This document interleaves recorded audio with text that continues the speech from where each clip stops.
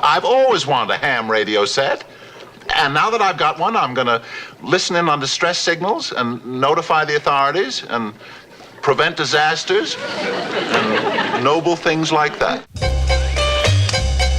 Calling CQ. Calling CQ. Come in, please.